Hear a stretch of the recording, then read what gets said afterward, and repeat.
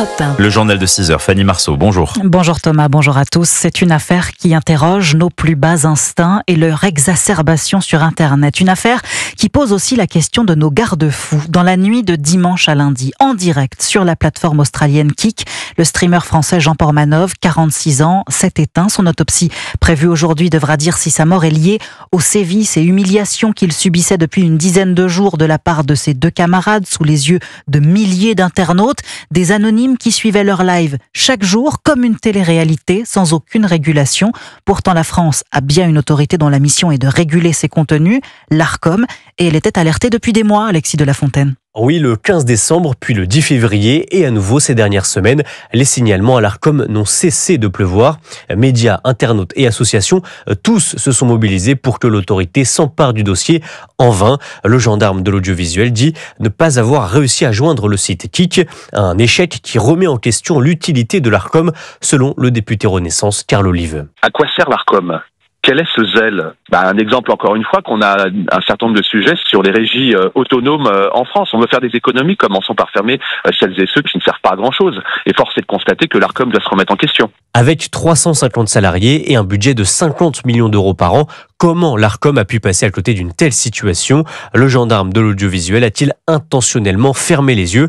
C'est une hypothèse soutenue par l'eurodéputé RN Mathieu Vallet. Quand on n'est pas d'accord avec leur idée, ils aiment bien fermer des chaînes ou des radios. Et quand il y a des propos ou des comportements délictuels, criminels ou infractionnels, en tout cas, visiblement, ils sont plus là. Face à la polémique, l'Arcom a été obligé de sortir du silence. L'autorité se dédouane et renvoie la responsabilité aux tortionnaires.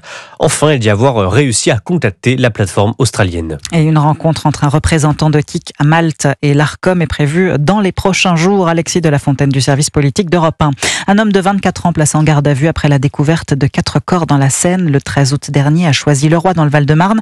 Il est suspecté de meurtre en concours, qualification qui permet aux policiers de l'interroger pendant 96 heures. La relation entre la France et Israël mérite mieux que de vaines polémiques. Déclaration du CRIF, le Conseil représentatif des institutions juives de France, après les passes d'armes entre Benjamin Netanyahou et Emmanuel Macron. Dans un courrier officiel, le Premier ministre israélien accuse le chef de l'État, je cite, d'alimenter le feu antisémite en France. Emmanuel Macron qui fustige une analyse erronée et abjecte. Intervention hier sur X du président du CRIF, Yonatan Arfi, qui estime que le combat contre l'antisémitisme doit rassembler et non diviser. Et c'est dans ce contexte tendu entre la France et Israël que le ministre des Affaires étrangères de l'État hébreu aurait suggéré hier la fermeture du consulat général de France à Jérusalem. C'est ce que révèle la presse israélienne, une menace qui n'a pas été démentie par le gouvernement hébreu. Elle serait une réponse à la décision française de reconnaître l'État palestinien le mois prochain, mais pas seulement. Alexis Bourdon. Oui, le consulat de France à Jérusalem est très souvent au cœur de polémiques avec l'État hébreu. Le ministère des Affaires étrangères israélien qualifie ces actions de provocatrices et d'anti-israéliennes. En effet, c'est ce consulat général qui avait délivré un visa à une Gazaoui qui devait rejoindre Sciences Po Lille cet été. Souvenez-vous, l'étudiante avait été épinglée par la suite pour des propos antisémites qui glorifiaient Hitler sur les réseaux sociaux.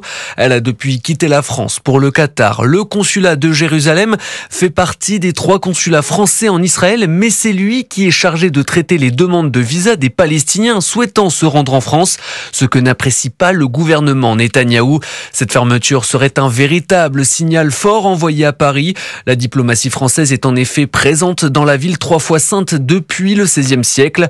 Ce geste diplomatique qui n'a pas été confirmé officiellement risque en tout cas de tendre davantage encore les relations franco-israéliennes, déjà fragilisées par l'annonce d'une reconnaissance par Paris de l'État palestinien. Alexis Bourdon, notait que ce matin dans le Parisien, aujourd'hui en France, l'ambassadeur d'Israël à Paris, Joshua Zarka, assure que cette volonté de fermeture du consulat français n'est pour l'heure qu'une rumeur et de préciser, je cite, s'il y a une prise de position unilatérale de la France, par exemple sur la reconnaissance d'un État palestinien, il y aura forcément une réaction décidée par le Premier ministre.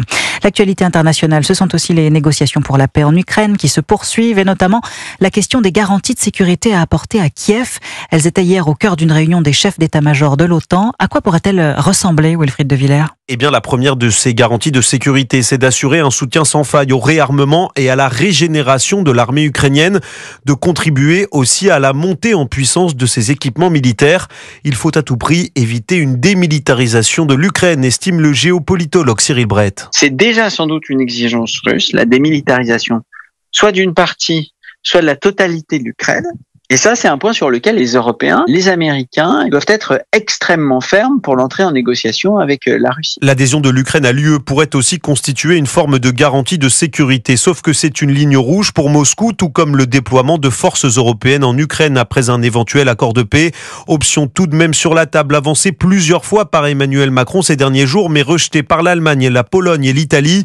Et sur ce point, les Européens ne pourront pas compter sur les États-Unis, alors que Donald Trump rejette lui aussi l'envoi de troupes, tout en se disant prêt à une aide aérienne et à livrer des armes. Le niveau de participation américain reste pour l'instant encore flou. Donald Trump affirmant que ce sont avant tout les pays européens qui doivent fournir les garanties de sécurité en coordination avec les États-Unis. Wilfried De Villers, et hier Moscou a mis en garde contre tout dispositif qui ignorerait les intérêts russes. Discuter sérieusement de garanties de sécurité sans la Russie est utopique et ne mènera nulle part, a déclaré le chef de la diplomatie russe, Sergueï Lavrov. Il est 6h07, vous écoutez Europe 1 Matin. C'est ce que les Québécois appellent avoir une crotte sur le cœur, une belle rancune. Et l'objet de la rancœur canadienne, ce sont les États-Unis. Plus question de s'y rendre tant que Donald Trump sera au pouvoir.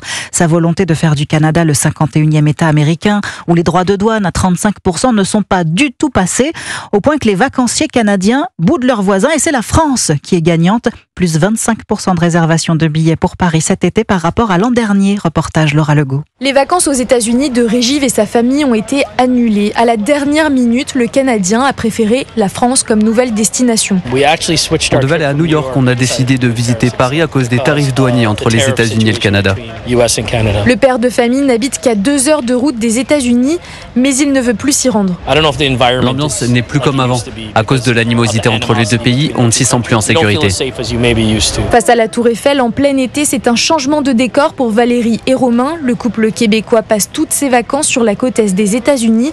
Cette année, la guerre commerciale entre les deux pays les a refroidis. On ne veut pas l'encourager, l'économie américaine. On fait d'autres choix. On encourage d'autres économies qui sont favorables à notre pays. Et certains l'affirment, ils ne mettront pas les pieds aux États-Unis pendant le mandat de Donald Trump, comme Simon, originaire de Montréal. On va attendre 3 ans. Trump, il n'est pas éternel non plus. Dans 3 ans, il ne sera plus là. Puis le nuage noir au-dessus de l'Amérique va s'être dissipé. En attendant, Simon en profite pour faire découvrir à ses enfants de nouveaux pays, comme la France, et ils sont conquis.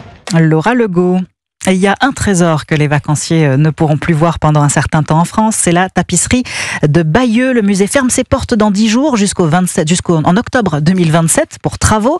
2 ans durant lesquels la tapisserie qui retrace la conquête de l'Angleterre par Guillaume le Conquérant ne sera plus accessible au public, sauf si elle est prêtée pendant ce temps au British Museum de Londres. C'est ce qu'a promis Emmanuel Macron. Mais une pétition en ligne pour empêcher le voyage de cette broderie inestimable du XIe siècle a déjà recueilli 45 000 signatures. Charles Bouchin, ses signataires estiment que l'œuvre est trop fragile pour un tel périple. Oui, l'état de la toile de lin vieille de presque 1000 ans inquiète. Plus de 9000 trous et 30 déchirures ont été recensés sur les 70 mètres de la fresque.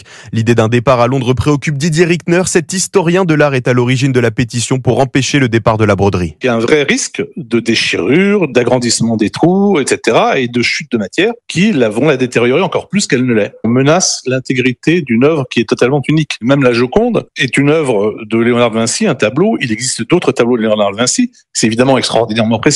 Mais la tapisserie de Bayeux, c'est encore bien pire. Il n'y a rien d'équivalent. Il y a 6 mois, les conservateurs réfléchissaient à déplacer la tapisserie pendant les travaux du musée afin de la restaurer. On ne parlait pas d'un départ à Londres, mais ce petit transfert dans un entrepôt paraissait déjà inenvisageable pour une conseillère musée de Normandie. Elle participait à l'époque à une vidéo pour la préfecture du Calvados. On s'est rendu compte au fur et à mesure des études qu'à la fois la tapisserie était trop fragile pour être déplacée sur une grande distance et que toute manipulation supplémentaire était un risque pour sa conservation. Les modalités du déplacement sont en cours d'élaboration entre le gouvernement britannique et français. Les équipes de conservation étudie notamment le contrôle de l'humidité et comment limiter les vibrations du conteneur qui transportera l'œuvre. Charles Bouchin. Merci Fanny pour votre journal. 6h10, la météo.